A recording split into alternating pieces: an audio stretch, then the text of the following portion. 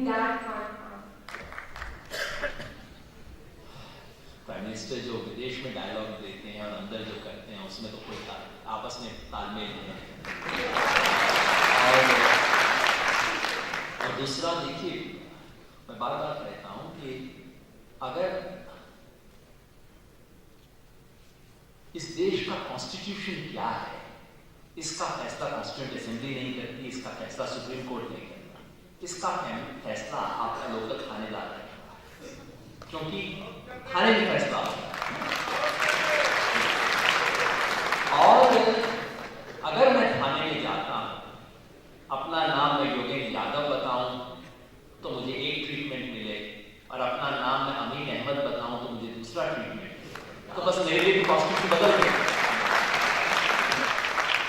और आज जो मुल्क में होना शुरू हो गया है वो ये है, कॉन्स्टिट्यूशन बदला नहीं, एक कानून नहीं बदला। मैं अपने सेकुलर दोस्तों को पहले भी बताया करता था, 1.5 साल पहले भी कहता था, आप बिल्कुल गलत कह रहे हैं, कोई कानून नहीं बदलेगा इस देश में, क्योंकि आपको कानून बदलने की जरूरत ही नहीं है।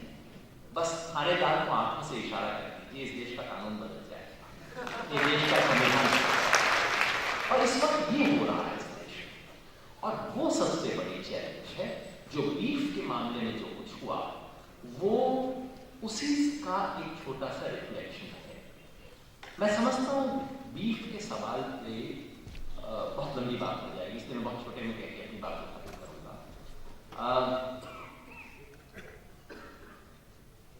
कई हमारे दोस्त समझते हैं कि इस सवाल पे फंडामेंटलिज्म का मुकाबला करने के लिए बीफ फेस्टिवल वगैरह ऑर्गेनाइज करें।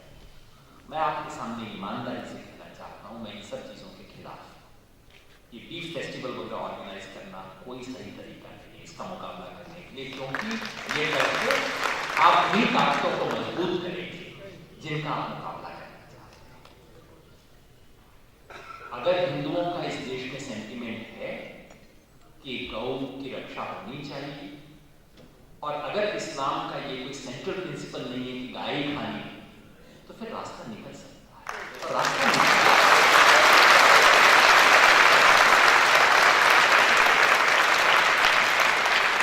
बहुत लोगों ने रास्ता निकाला है। मैं बार बार जाता हूं, जैसे मैं फिर एक बार इस यात्रा का जिक्र करता हूं। इस यात्रा में मैंने देखा गांव में इतनी गरीबी बदहाली इस वक्त हो गई है सूखे की वजह से, लोग पशुओं को बाहर निकाल रहे हैं, अफोर्ड नहीं कर सकते, गाय छोड़ रहे हैं। सो मैं कहता हूं दिल्ली आके या बड़े शहरों में जाके कि भाई ये गौ हत्या के इतने बड़े भाषण देना बंद करो। ये जो लाखों गाय इस टाइम सड़कों पे घूम रही है, जंगल में घूम रही है, खाना नहीं मिल रहा, अगर गाय से इतना प्यार है तो जरा उसको पाल लो, उसकी रक्षा कर लो। दूसरा, ये जो गाय हिंदुस्तान के हर शहर में घूमती है, प्लास्टिक खा खा के मरती है, प्लास्टिक खाती है गाय इस देश में। जो गाय के प्रेमी है उसको प्लास्टिक से बचा दे, बहुत बड़ी सेवा। मैं रेस्पेक्ट करता हूँ, इस सेंटिमेंट की रेस्पेक्ट करनी चाहिए। किसी भी प्राणी, आपकी भावना सिर्फ मैं से फालतू कहीं पे भी जाए, वो बहुत खूबसूरत चीज है।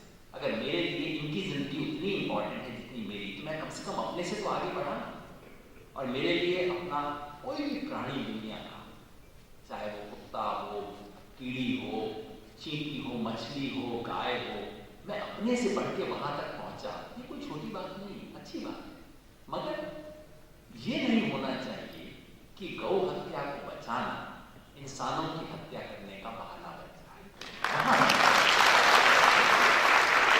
और ये आज जो हो रहा है, ये गौ हत्या को बचाने के नाम पे ये पूरे मुल्क की कल्चर बर्बाद करने और यहाँ खून खराबा करने की तैयारी चल रही है। और जब उत्तर प्रदेश में मैं बोलता हूँ, मैं बहुत डरा हूँ, सच आपके सामने कहना चाहता हूँ। उत्तर प्रदेश में अगले 1 साल में क्या कुछ होगा, मैं खौफजदा, और कोई मेरे पास शक नहीं, क्योंकि मुझे लगता है फरवरी 17 में जो उत्तर प्रदेश में होने वाला है, उसके लिए तैयारी चल रही है। और वो तैयारी क्या क्या शक्ल लेगी, आपने लोकसभा इलेक्शन से पहले भी देखा था, और वो चीजें हो सकती। इसलिए बहुत बड़ी जिम्मेवारी है हम लोगों की कि इस तरह की फिजूल जो वैसे होती हैं इस देश में, उनको ठीक डायरेक्शन में लेके जाए, उसमें कंस्ट्रक्टिव इंटरवेंशन करें।